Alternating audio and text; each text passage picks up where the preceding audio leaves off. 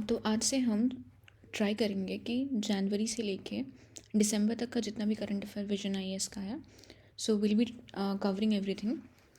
जैसे कि this document is of 148 page and it is of January, so we'll try to cover everything whatever is in this document so that we can revise together. So this has polity and governance, international relations, then economy, then we have security, environment, social issues, science and technology, then something related to culture, and then ethics, schemes in news, places in news, and personalities in news. So we'll start from the first thing, that is सबसे पहला जो है polity. तो let's start with polity and governance, और I'll try to divide the videos into few sections and then cover everything. So let's start. सबसे पहले polity and governance में the first one is cooperatives. The Union Home Minister and Minister of Cooperations and Prime Minister of India inaugurated UN International Year of Cooperatives. तो यहाँ पे important चीज़ क्या है कि UN International Year of Cooperatives का inauguration हुआ है. किसने किया? Union home minister, minister of cooperation and prime minister, 3 जन ने मिलकर UN international year of cooperatives किया है. अब इंटरनेशनल ईयर ऑफ कोऑपरेटिव क्या है? ये यूनाइटेड नेशंस जनरल असेंबली 2024 में इसने इसको प्रोक्लेम किया है. इसका थीम क्या है? Cooperative build a better world. Cooperative build a better world इसका थीम है. ऑब्जेक्टिव क्या है? रेज अवेयरनेस, showcase cooperative का role in sustainable development, promote growth, strengthen the cooperative ecosystem, advocate for policy, support legal and policy reform for cooperative, inspire leadership, engage youth and foster cooperative leadership. Host, committee for the promotion and advancement of cooperatives. देखो basically ये topic goes on for almost 3 page. तो हम पहले page wise करते हैं. First of all हमें क्या याद रखना है इसमें कोऑपरेटिव्स में कि union home minister, minister of cooperation और प्राइम मिनिस्टर ऑफ इंडिया ने इनाग्रेट किया है. क्या इनाग्रेट किया? UN international year of cooperative 2025. UN international year of cooperative 2025 किसने प्रोक्लेम किया है? United nation general assembly. कब किया है? जून 2024 में. इसका थीम क्या है? Cooperatives build a better world. इसका ऑब्जेक्टिव्स क्या है? पहला ऑब्जेक्टिव है कि हमें अवेयरनेस रेज करना है ताकि हम दिखा सके कि कोऑपरेटिव का क्या रोल है सस्टेनेबल डेवलपमेंट में. दूसरा है हमें स्ट्रेंथन करना है कोऑपरेटिव इकोसिस्टम को ताकि हम ग्रोथ को प्रमोट कर सकें. तीसरा है हमें ऐसी पॉलिसीज़ को प्रमोट करना है और सपोर्ट करना है लीगल एंड पॉलिसी रिफॉर्म ताकि कोऑपरेटिव ग्रो कर सके. मतलब हमें एडवोकेट करना है policies to support legal and policy reform for cooperative. फिर हमें इंस्पायर करना लीडरशिप को, हमें यूथ को इंगेज करना है और फॉस्टर करना है कोऑपरेटिव लीडरशिप. ईजी है ये. अब होस्ट इसको कौन कर रहा है? इसका होस्ट है committee for the promotion and advancement of cooperative. Short form क्या है? कोपैक. तो हम ये कोपैक याद रख सकते हैं, committee for promotion and advancement of cooperative. अब सबसे पहले हम यहाँ देखेंगे 7 प्रिंसिपल ऑफ कोऑपरेटिव्स क्या है. Democratic membership control, members' economic participation, autonomy and independence, education, training and information, cooperation among cooperatives, concern for community, voluntary and open membership. तो एक बार हम देखते हैं 7 प्रिंसिपल्स क्या याद करने की कोशिश करते हैं. पहला चीज़ है डेमोक्रेटिव मेंबर कंट्रोल. मतलब कि सारे मेंबर डेमोक्रेटिकली सब चीज़ मिलकर डिसाइड करते हैं. मेंबर का इकोनॉमिक पार्टिसिपेशन, मतलब सारे मेंबर कुछ ना कुछ कंट्रीब्यूट कर रहे हैं इकोनॉमिकली. ऑटोनॉमी एंड इंडिपेंडेंस, मतलब कोऑपरेटिव का जो फंक्शन से जो रोल है वो ऑटोनॉमिक है और इंडिपेंडेंट है. उसके बाद फिर मेंबर्स को education, training and information sharing होता है. कोऑपरेशन अमंग कोऑपरेटिव्स, मतलब बहुत सारे कोऑपरेटिव्स एक दूसरे के साथ मिलकर कोऑपरेट करते हैं. कंसर्न फॉर कम्युनिटी, यहाँ पर हमने सस्टेनेबल डेवलपमेंट गोल पढ़ा था, तो बेसिकली ये इसी से रिलेटेड ये कंसर्न फॉर कम्युनिटी. देन ये वॉलंटरी एंड ओपन मेंबरशिप, मतलब कोई भी ज्वाइन कर सकता है. तो क्या क्या है? डेमोक्रेटिव मेंबर कंट्रोल, मेंबर का economic participation, autonomy and independence, education, training and information, cooperation among cooperatives, concern for community, voluntary and open membership. 7 principal हो गया. अब हमें देखना है व्हाट आर कोऑपरेटिव. कोऑपरेटिव होता क्या है? ये एक वॉलंटरी ग्रुप ऑफ इंडिविजुअल्स है विथ कॉमन नीड जो यूनाइट करते हैं to achieve a shared economic goal. तो क्या है, ये एक वॉलंटरी ग्रुप है। पहला टर्म इंपॉर्टेंट क्या है कि एक वॉलंटरी ग्रुप है। किसका? इंडिविजुअल्स का वॉलंटरी ग्रुप है जिसका एक कॉमन नीड है और जो यूनाइट करते हैं to achieve shared economic goals. मतलब ये एक वॉलंटरी ग्रुप ऑफ इंडिविजुअल्स है जिसका एक कॉमन गोल है और जो यूनाइट करते हैं ताकि वो अचीव कर सके अपना शेयर्ड इकोनॉमिक गोल्स। डन। इसका एम होता है सपोर्ट करना मेंबर को और मेन फोकस होता है interest and poorer section of society through self help and mutual aid. मतलब देखो, अगर किसी एक मेंबर को ज़रूरत है तो सबको मिल के पिच इन करेगा, इकोनॉमिक एड उसको देगा, फिर वो मेंबर धीरे धीरे करके सारे के पैसे वापस लौटा देगा। तो इसका एम क्या है? Support member with focus on the interest of poorer section of society through self help and mutual aid. Resource sharing member करता है, क्या करता है? पूल करता है रिसोर्सेज को और उसको इफेक्टिवली यूज़ करता है सबके म्यूचुअल बेनिफिट के लिए। कोऑपरेटिव मूवमेंट क्या है? The global rise of cooperative is partially due to the work of international cooperative alliance. ये सारे बस ऐसे लाइन्स एक बार आप देख लो, ये तो ये इंपॉर्टेंट है भी नहीं। मतलब देखो कि कोऑपरेटिव्स का ग्लोबल राइज हो क्यों रहा है, क्योंकि इंटरनेशनल कोऑपरेटिव अलायंस फॉर्म हो रहा है जो कि कोऑपरेटिव मूवमेंट को बढ़ावा दे रहा है। Founded in 1895 by E V Neale and एडवन ओवन ग्रेनिंग, द आईसीए एक ग्लोबल नॉन गवर्नमेंटल ऑर्गेनाइजेशन है जो प्रमोट करता है वर्कर कोऑपरेशन। अब ये जो इंटरनेशनल कोऑपरेटिव अलायंस है इसके बारे में बोला गया है कि 1895 में ये दो जन ने इसको फाउंड किया था। This is not important. ये ग्लोबल नॉन गवर्नमेंटल ऑर्गेनाइजेशन है जो प्रमोट करता है वर्कर्स कोऑपरेशन। नवंबर 2024 में इंडिया होस्ट करता है इंटरनेशनल कोऑपरेटिव अलायंस का global cooperative conference first time. कब? नवंबर 2024 में इंडिया होस्ट करता है आईसीए का global cooperative conference for the first time. इसका थीम क्या था? Cooperative build prosperity for all, जो कि इंडिया के सहकार से समृद्धि विजन के साथ मैच करता है। तो अभी तक हमने क्या देखा कि UN international year of cooperative 2025 है। इसका थीम क्या था? Cooperative build a better world. Fine. फिर हमें ऑब्जेक्टिव्स क्या है इसका कि रेज अवेयरनेस और दिखाना है कि सस्टेनेबल डेवलपमेंट में कैसे कोऑपरेटिव्स हेल्प करता है, प्रमोट करना है ग्रोथ, स्ट्रेंथन करना है कोऑपरेटिव का इकोसिस्टम, एडवोकेट करना है पॉलिसी जो सपोर्ट करेगा legal and policy reform for cooperative, inspire करना है और इंगेज करना है यूथ को ताकि हम फोस्टर कर सकें कोऑपरेटिव लीडरशिप। इसको होस्ट कौन कर रहा है? कोपैक, जो कि committee for promotion and advancement of cooperative है। 7 प्रिंसिपल्स क्या है? Democratic membership control, voluntary and open membership, concern for community, cooperation among cooperative, education, training and information, autonomy and independence, members economic participation, democratic member control. अब हमने definition देखा, cooperative एक voluntary group of individuals है with common needs unite to achieve shared economic goals. इसका aim होता है members को support करना with focus on the interest of poorer section of society through self help and mutual aid. Members pool करते हैं resource को ताकि वो उसको इफेक्टिवली यूज़ कर सके म्यूचुअल बेनिफिट के लिए। इंटरनेशनल कोऑपरेटिव अलायंस आया नवंबर 2024 में, इंडिया ने होस्ट किया इंटरनेशनल कोऑपरेटिव अलायंस का global cooperative conference first time के लिए। उसका थीम था cooperative build prosperity for all और जो अलाइन करता है इंडिया के विजन से सहकार से समृद्धि। कोऑपरेटिव्स इन इंडिया के बारे में अगर हम देखेंगे तो कोऑपरेटिव क्रेडिट सोसाइटी 1904 स्टार्ट हुआ था। करेंटली इंडिया होल्ड करता है 27% of world cooperative, 20% of Indians are part of cooperatives, global average 12% है। टॉप 3 कोऑपरेटिव सेक्टर किस किस में? हाउसिंग में है, डेयरी में है, primary agriculture credit societies. Leading state क्या है? 57% ऑफ टोटल कोऑपरेटिव। महाराष्ट्र में 25% है, Gujarat, then Telangana, Madhya Pradesh and Karnataka. 97th amendment act of 2070 grant करता है constitutional status to cooperative societies. कौन सा amendment? 97 constitutional amendment act of 2017। अब उस अमेंडमेंट में क्या कहता है? Fundamental right added cooperative society in article 19(1)(c). Directive principle में इसको इंसर्ट किया गया, inserted article 43B to promote cooperatives.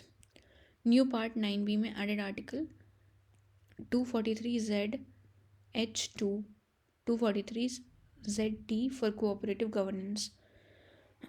Governance structure एक हम वापस से पहले ये देखें कि ये स्टार्ट होता है कोऑपरेटिव क्रेडिट सोसाइटी एक्ट 1904 से, मतलब इंडिया में कोऑपरेटिव का journey. 27% of world's cooperative India में है, उसमें से 20% ऑफ इंडिया का जो लोग हैं वो कोऑपरेटिव्स में इन्वॉल्व है। ग्लोबली ये 12% है। यहाँ पे 3 जो मेन सेक्टर है जहाँ पे कोऑपरेटिव्स बहुत ज़्यादा है वो है housing, dairy and primary agriculture credit society.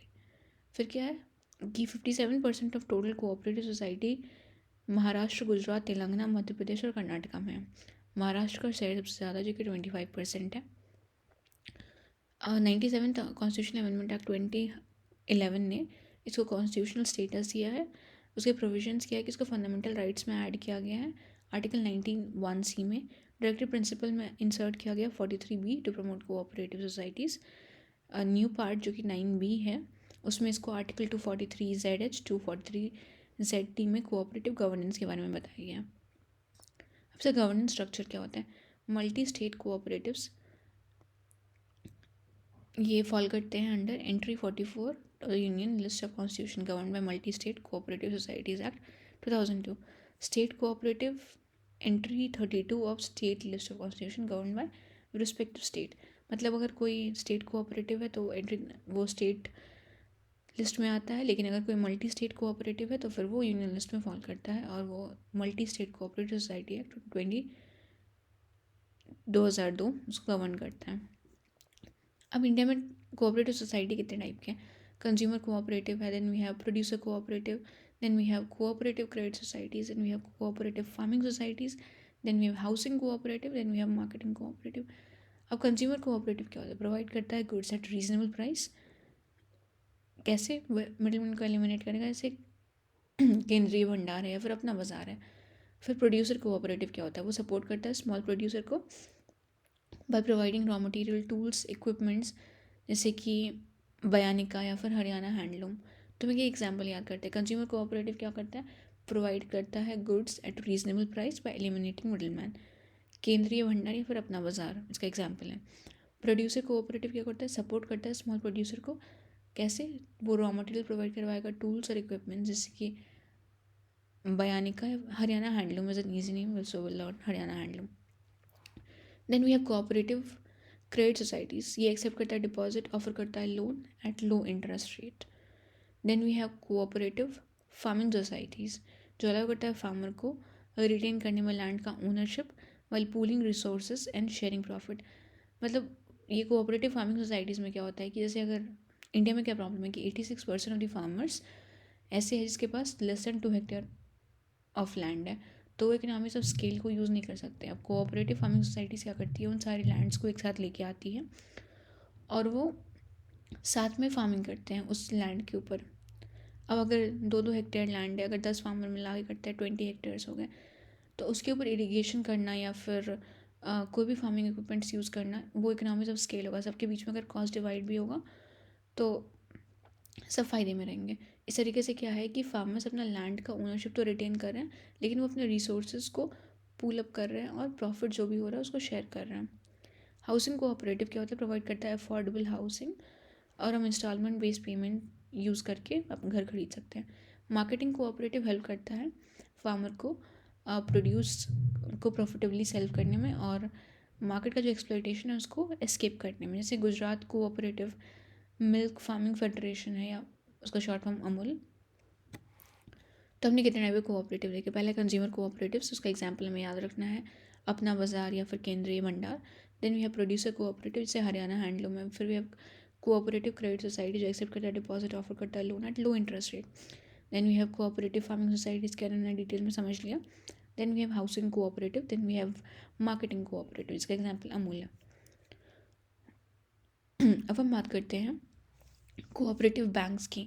तो कोऑपरेटिव बैंक्स क्या है? वो फाइनेंशियल एंटिटीज़ है जिसको कोऑपरेटिव बेसिस पे सेट करता है और ये मेंबर्स को बिलोंग करता है। उसको रजिस्टर करते हैं under states cooperative societies act और ये आरबीआई रेगुलेशन के अंदर आता है, 2 लॉ के अंदर। बैंकिंग रेगुलेशन एक्ट 1949 इसके ऊपर लगता है और ये banking laws cooperative societies act 1955। Cooperative bank में with prior approval of RBI issue कर सकता है, वो भी इक्विटी शेयर्स, प्रेफरेंस शेयर्स या फिर स्पेशल शेयर्स। तो इंडिया के पास करंटली 1400 अर्बन कोऑपरेटिव बैंक्स है। इसमें से maximum more than half of it are located in Gujarat and Maharashtra. देखो, हमने ऊपर भी देखा था कि महाराष्ट्र, गुजरात, तेलंगाना, मध्य प्रदेश और कर्नाटका में बहुत ज़्यादा ही कोऑपरेटिव सोसाइटीज़ का क्रेज़ है। तो अब ये जो कोऑपरेटिव बैंक है, जो कि एक फाइनेंशियल एंटिटी है जिसको सेटअप किया जाता है कोऑपरेटिव बेसिस पे, और ये बिलोंग करता है मेंबर्स को, रजिस्टर होता है स्टेट कोऑपरेटिव सोसाइटी एक्ट के अंदर। आरबीआई रेगुलेशंस के दो, मतलब ये आता है आरबीआई रेगुलेशन के अंदर under 2 laws, banking regulation act 1949, banking laws, cooperative societies act 1955। Cooperative bank RBI का प्रायर अप्रूवल लेके इक्विटी, प्रेफरेंस शेयर्स और स्पेशल शेयर्स इशू कर सकता है। इंडिया में करेंटली 1400 कोऑपरेटिव बैंक है, उसमें से half of which are located in Gujarat and Maharashtra. तो हमने याद अच्छे से कर लिया। अब हम देखते हैं significance of cooperative societies in socio economic development. पहला क्या है? Strengthening social cohesion. Cooperatives foster करता है नेचुरल और private social bond without third party involvement. Example जैसे कि हाउसिंग कोऑपरेटिव ब्रिज करता है gap between resident and urban policies और इनकरेज करता है ग्रास रूट पार्टिसिपेशन। तो पहला पॉइंट क्या है? ये स्ट्रेंथन करता है सोशल कोहेजन, फॉस्टर करता है natural and private social bonds without third party involvement. जैसे कि हाउसिंग कोऑपरेटिव ब्रिज करता है gap between residents and urban policies और इनकरेज करता है grass root participation. Empowering society में क्या है? Equal rights, one person one vote system ensure करता है इक्वालिटी। बार्गेनिंग पावर इनेबल करता है collective actions for better opportunity. Leadership development में क्या है? Cooperative society elect leaders democratically, जो हेल्प करता है डेवलप करने में लीडरशिप स्किल्स इन स्टेट। जैसे कि महाराष्ट्र में legislature as associated with cooperative movement. Promote करता है फाइनेंशियल इंक्लूजन, जैसे कि अफोर्डेबल क्रेडिट फार्मर्स को अवेलेबल करवाता है, रिड्यूस करता है मनी लेंडर के ऊपर रिलायंस या फिर एक्सटेंसिव रूरल नेटवर्क, बूस्ट करता है फाइनेंशियल एक्सेसिबिलिटी। मोस्टली क्या होता है रूरल एरियाज़ में फाइनेंशियल इश्यूज, मतलब फाइनेंशियल एक्सेसिबिलिटी बहुत कम होती है। तो अगर वहाँ पे कोऑपरेटिव सोसाइटी सेटअप करता है लोग, जैसे मान लो गांव के ही कुछ लोग हैं जो मिलके कोऑपरेटिव सोसाइटी फॉर्म करते हैं, तो सबके पास अगर 100 रुपये भी है, टेकिंग अ स्मॉल एग्जाम्पल, 10 लोग मिलते हैं तो 1000 हो गया। अब अगर किसी को 1000 की ज़रूरत है तो उन सब ने अपना पैसा उसको दे दिया, फिर वो धीरे धीरे सबको वापस कर देता है। तो इस तरीके से क्या होता है कि अफोर्डेबल क्रेडिट मिल जाता है। फिर रिड्यूस करता है वेल्थ इनइक्वालिटी। लोन जो है लो इंटरेस्ट पे अगर हम अवेलेबल करवा रहे हैं तो ये सपोर्ट करता है मार्जिनलाइज कम्युनिटीज़ को। इनकरेज करता है सेल्फ एम्प्लॉयमेंट और फेयर कंपटीशन। इंस्टिल करता है मॉरल वैल्यूज़। कैसे? क्योंकि वो प्रमोट करता है unity, trust, honesty and cooperation, ensuring social stability. देखो वापस से हम देखते हैं सिग्निफिकेंस में क्या है। स्ट्रेंथन करता है सोशल कोहेजन, फॉस्टर करता है natural and private social bonds without third party involvement. जैसे कि हाउसिंग कोऑपरेटिव सोसाइटी ब्रिज करता है gap between resident and urban policy, encouraging grass root participation. Empower करता है सोसाइटी को बाय प्रमोटिंग इक्वल राइट्स, जैसे कि one person one vote system ensure equality. Bargaining power enable collective action for better opportunity. Leadership development, cooperative elect करता है leader को democratically, जो help करता है डेवलप करने में leadership skill in many state. Maharashtra में बहुत सारा जो लेजिस्लेचर्स है वो एसोसिएटेड है कोऑपरेटिव मूवमेंट से। प्रमोट करता है फाइनेंशियल इंक्लूजन। कैसे करता है? By providing affordable credit to farmer. Reduce करता है reliance on money lender. Extensive rural network boost करता है financial accessibility in rural areas. Reduce करता है wealth inequality by providing loans at low interest rate. इस तरीके से वो मार्जिनलाइज कम्युनिटी को सपोर्ट करता है, इनकरेज करता है self employment and fair competition. Instil करता है मॉरल वैल्यूज़, प्रमोट करता है unity, trust, honesty and cooperation, जो कि इंश्योर करता है सोशल स्टेबिलिटी। अब चैलेंजेस क्या होते हैं जो फेस करता है cooperatives in India? Governance issue, government interference, regulation and borrowing, transaction and investment, limit करता है efficiency.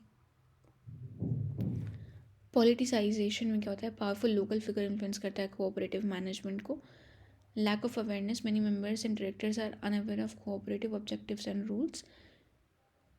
Internal rivalries, quarrel and tension reduce करता है एक्टिव पार्टिसिपेशन। तो गवर्नेंस इश्यूज़ में क्या क्या है? गवर्नमेंट का इंटरफेरेंस, मतलब जैसे कि बोरोइंग पे regulation, transaction, investment limit efficiency, फिर politicisation, lack of awareness, internal rivalries. Then we have limited reach and inefficiency, regional imbalance. Cooperative societies underdeveloped in northeastern or eastern states में mostly concentrated है Maharashtra, Gujarat, Telangana, Andhra Pradesh, Madhya Pradesh etcetera में. Small societies में limited membership होता है और resources भी limited होता है, जो कि कोऑपरेटिव्स के ग्रोथ को रोक सकता है, हिंडर कर सकता है. सिंगल पर्पस फोकस, मोस्टली जो भी कोऑपरेटिव सोसाइटीज़ होता है वो हॉलिस्टिक अप्रोच लैक करता है कम्युनिटी प्रॉब्लम को सॉल्व करने में.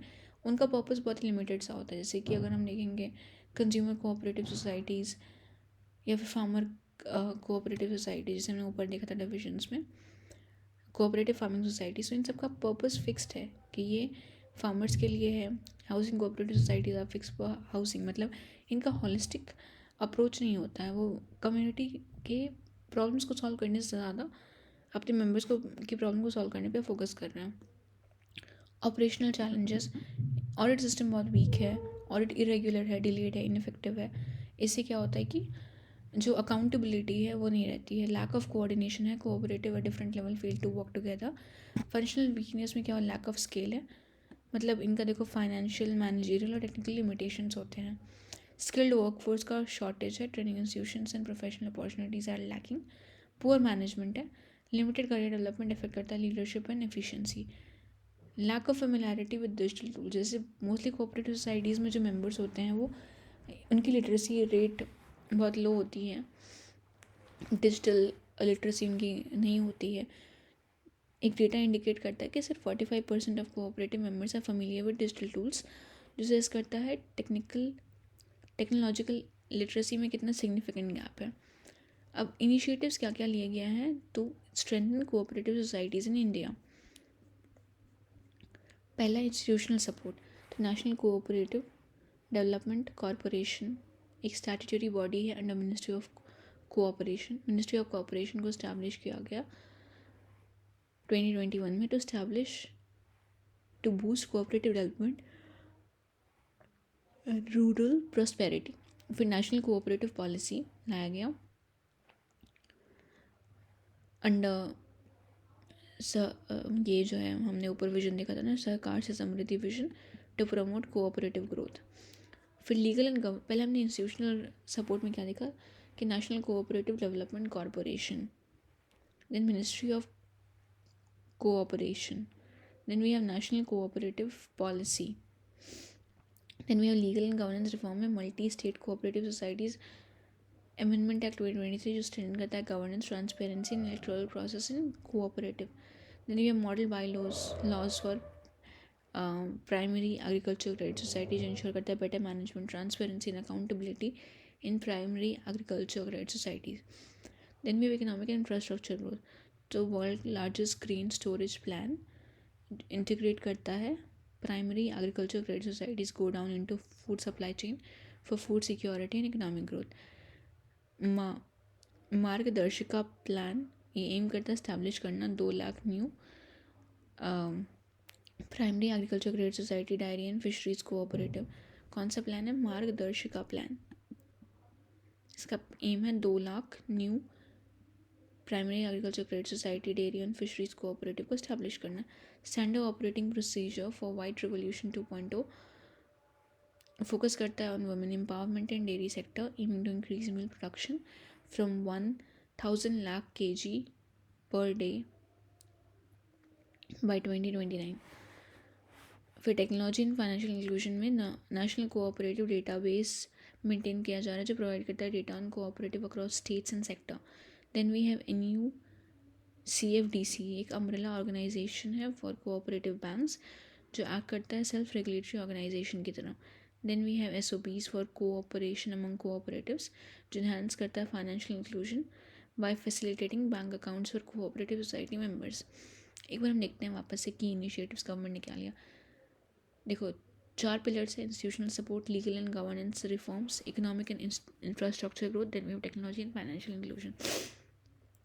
तो अगर हम इंस्टीट्यूशनल सपोर्ट की बात करते हैं तो नेशनल कोऑपरेटिव डेवलपमेंट कॉरपोरेशन 1963 में सेटअप किया गया. Then Ministry of Cooperation was set up to establish and boost cooperative development and rural prosperity. Then national cooperative policy आया, जो एक नेशनल लेवल कमेटी है, इसको कॉन्स्टिट्यूट किया गया था to draft the policy under सहकार से समृद्धि vision to promote cooperative growth. फिर लीगल एंड गवर्नेंस रिफॉर्म में क्या होता है, multi state cooperative societies amendment act 2023, जिसका मेन एम है स्ट्रेंथन करना गवर्नेंस को, ट्रांसपेरेंसी को और इलेक्टोरल प्रोसेस को. तीन चीज़ स्ट्रेंथन कर रहे हैं, governance, transparency and electoral process in cooperatives. फिर हमारा आता है model bye laws for PACS, जो इंश्योर करता है better management, transparency and accountability in primary agriculture private societies.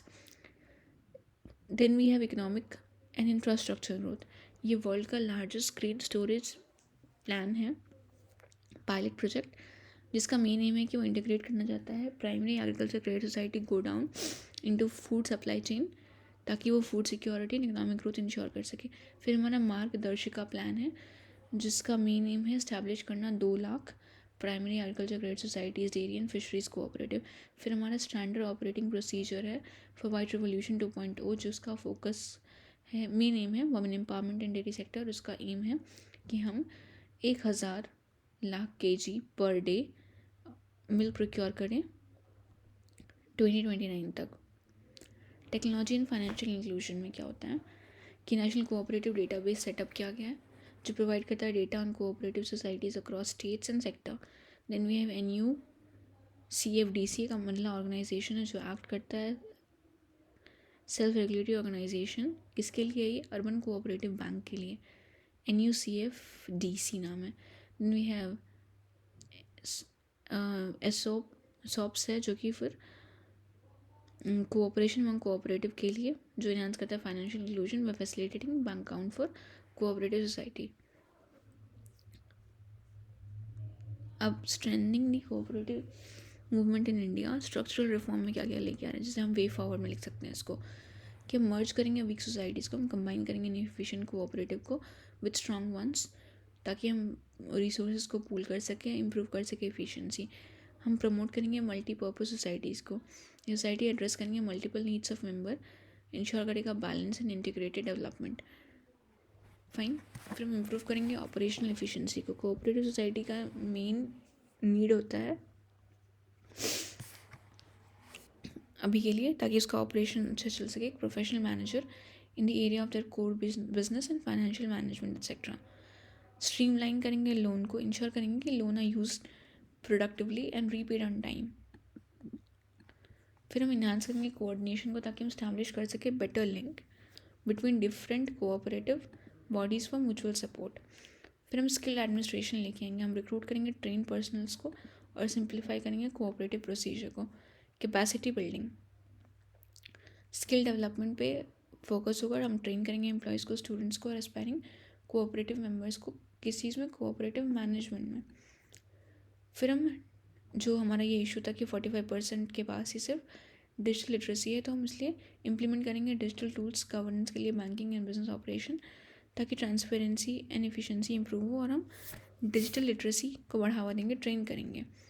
Public awareness and mass education में हम क्या करेंगे कि हम मास अवेयरनेस कैंपेन प्रमोट करेंगे कोऑपरेटिव को through public outreach and initiative like Jain adolescence. हम वैल्यू बेस्ड एजुकेशन, जैसे कि एथिकल बिहेवियर, इनकॉर्पोरेट करने की कोशिश करेंगे यंग एज से. फिर लेजिस्लेटिव एंड गवर्नेंस रिफॉर्म, जो हम ऊपर में ऑलरेडी देख चुके हैं, उसको यहाँ पे ऐड कर सकते हैं. फिर हम स्ट्रेंथन करेंगे लीगल फ्रेमवर्क में, इम्प्लीमेंट करेंगे नरसिम्हा कमेटी का रिकमेंडेशन ऑन कोऑपरेटिव बैंकिंग. हम इंश्योर करेंगे ट्रांसपेरेंसी, जैसे कि हम कोऑपरेटिव को RTI एक्ट के अंदर लेके आएंगे, ताकि राइट टू इन्फॉर्मेशन के अंतर्गत जो भी कोऑपरेटिव्स के डेवलपमेंट्स होंगे या फिर उससे रिलेटेड जो भी इंफॉर्मेशंस होंगे वो रेडली अवेलेबल हो सबके लिए. Provision for CBI and CVC inquiry against malpractices in societies and banks को भी हम इंट्रोड्यूस करेंगे. हम स्ट्रेंथन करेंगे इंटरनल ऑडिट सिस्टम, क्योंकि हमने ऊपर वीकनेस में देखा था कि इनका ऑडिट बहुत ही इरेगुलर होता है, वीक होता है. और हम कंडक्ट करेंगे कॉन्करेंट ऑडिट इन कोऑपरेटिव, ताकि रिड्यूस कर सके रिस्क, ब्रिंग कर सके, मतलब ला सके प्रोफेशनल अप्रोच. फंक्शनिंग में। अब देखो, NABARD is working towards developing a cooperative governance index for rural cooperative bank to access and improve governance standard. तो हम ये भी इम्प्लीमेंट करेंगे, कोऑपरेटिव गवर्नेंस इंडेक्स। तो ये था पूरा का पूरा आपका cooperative society. This was about 3.5 page. So basically cooperative is an important topic for this year. अब हमारा नेक्स्ट नीति आयोग, तो हम नीति आयोग डिस्कस करते हैं। नीति आयोग के 10 साल पूरे हो गए जनवरी 2025 में। तो इसका सबसे पहले फुल फॉर्म क्या होता है? National institute for transforming India.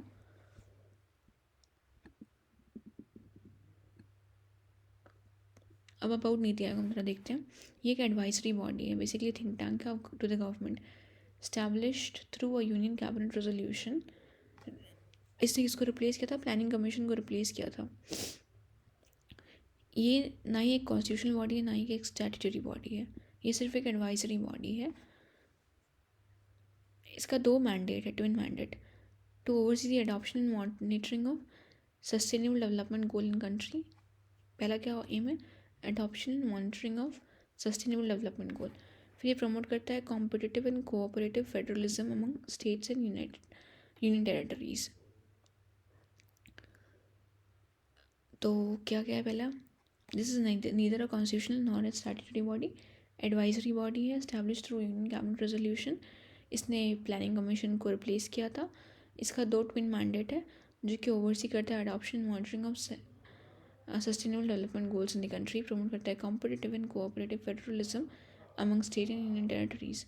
इसका कॉम्पोजिशन क्या है? चेयरपर्सन है जो कि प्राइम मिनिस्टर ऑफ इंडिया है, गवर्निंग काउंसिल है जिसमें प्राइम मिनिस्टर ऑफ इंडिया है, चीफ मिनिस्टर ऑफ सारे स्टेट है और यूनियन टेरेटरीज है विद लेजिस्लेचर, लेफ्टिनेंट गवर्नर है जिस यूनियन टेरेटरीज में लेजिस्लेचर नहीं है। एक्स ऑफिशियल मेंबर इंक्लूड करता है 4 member of union council of minister जिसको प्राइम मिनिस्टर नॉमिनेट करते हैं। वाइस चेयरमैन नीति आयोग का अपॉइंट होता है प्राइम मिनिस्टर के। फिर full time members of NITI Aayog and special invitees जो इंक्लूड करता है एक्सपर्टीज स्पेशलिस्ट प्रैक्टिशनर जिसका रेलिवेंट डोमेन में नॉलेज होगा, जिसको प्राइम मिनिस्टर नॉमिनेट करते हैं। Regional council formed for a specific tenure to address specific issues and contingency impacting more than one state और रीजन। ये प्राइम मिनिस्टर के द्वारा कन्वीन किया जाता है और कंप्राइज करता है CMs of state, lieutenant governors of union territories in the region. इसका चीफ एग्जीक्यूटिव ऑफिसर वो भी अपॉइंट किया जाता है प्राइम मिनिस्टर द्वारा for a fix tenure in rank of secretary to government of India. इसका की ऑब्जेक्टिव है formulation of credible plans at village level and special attention to weaker section at risk of not benefiting adequately from economic progress. ये incorporate करता है national security interest को जब अपना economic strategy और policy formulation कर रहा होता है। क्रिएट करता है knowledge innovation and entrepreneur support system, serve करता है as a platform for resolution of inter sectoral inter departmental issues. Other features में क्या होता है? ये सपोर्ट होता है by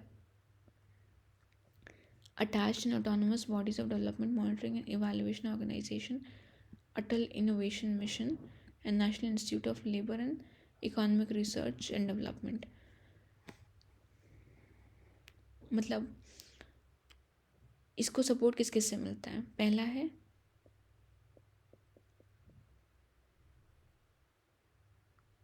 development monitoring and evaluation organisation, दूसरा है अटल इनोवेशन मिशन, तीसरा है national institute of labour economic research and development.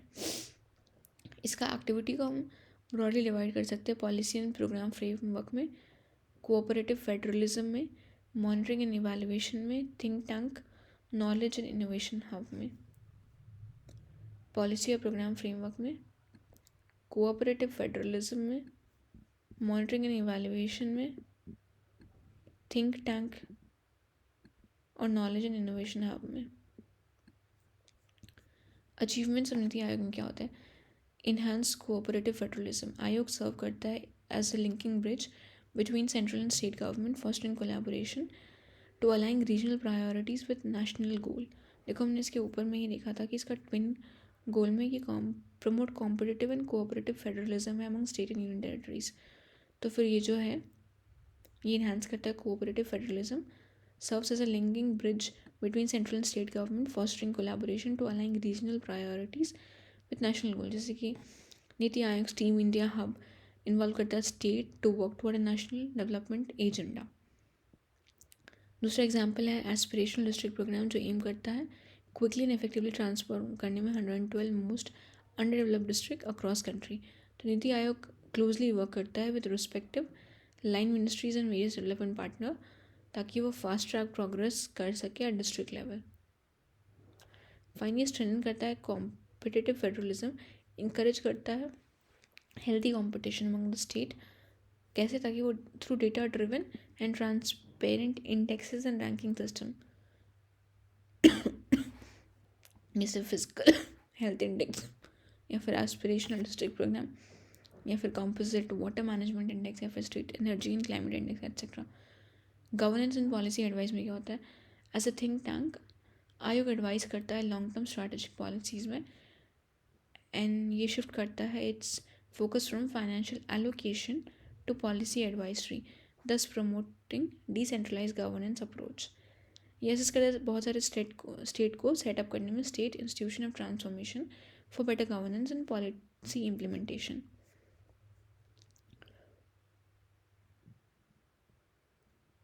ये इनकलकेट करता है innovation, entrepreneurship and digital transformation, जैसे कि अटल इनोवेशन मिशन, अटल टिंकरिंग लैब्स, अटल इंक्यूबेशन सेंटर एक्सेट्रा के थ्रू ये इनकलकेट करता है innovation, entrepreneurship and digital transformation.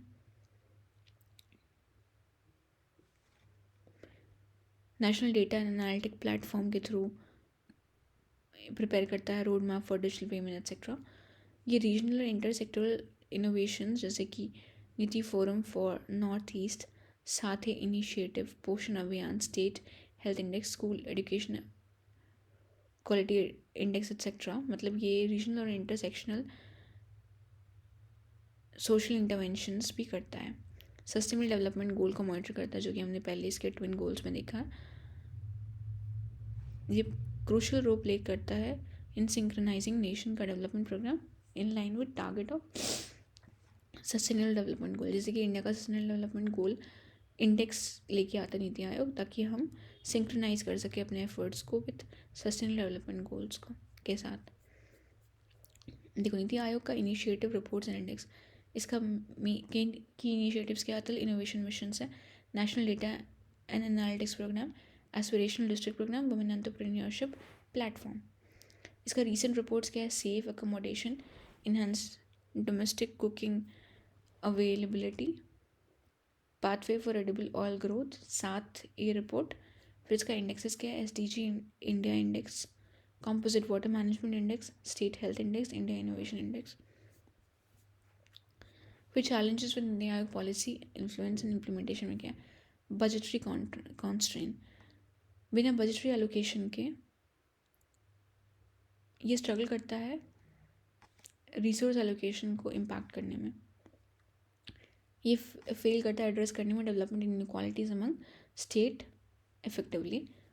Overlapping responsibilities है इसका बहुत सारे मिनिस्ट्रीज के साथ, जो क्रिएट करता है confusion in policy making. Lack करता है स्टैट्यूटरी स्टेटस, जो लिमिट करता है इसका पॉलिसी इन्फोर्समेंट पावर। इसका रिकमेंडेशन नॉन बाइंडिंग है बिकॉज इसका रोल एडवाइजरी है। इस कारण से इसका जो इन्फ्लुएंस है वो वीक होता है ओवर स्टेट पॉलिसीज इम्प्लीमेंटेशन। तो बेसिकली कंक्लूजन में ये है कि NITI Aayog has played a crucial role in shaping India's policy landscape. कैसे? Through cooperative federalism, through strategic planning and fostering innovation. लेकिन इसका जो इफेक्टिवनेस है वो कॉन्स्टेंट हो जाता है बहुत सारे लिमिटेशंस के साथ। तो नीति आयोग के इम्पैक्ट को इन्हांस करने के लिए हमें इसको एक मोर एम्पावर्ड इंस्टीट्यूशन की तरह ग्रो करने में बढ़ावा देना पड़ेगा। इसको फाइनेंशियल ऑटोनॉमी देना पड़ेगा, इसके रिसोर्स एलोकेशन में सेव होना चाहिए, स्ट्रॉन्गर पॉलिसी इन्फोर्समेंट मैकेनिज्म लेके आना होगा, इंश्योर करना पड़ेगा कि हम स्टेट्स के बीच बेटर कोऑर्डिनेशन हो और सेंटर और स्टेट के बीच में भी बेटर कोऑर्डिनेशन हो। So that's all for this part. Thank you.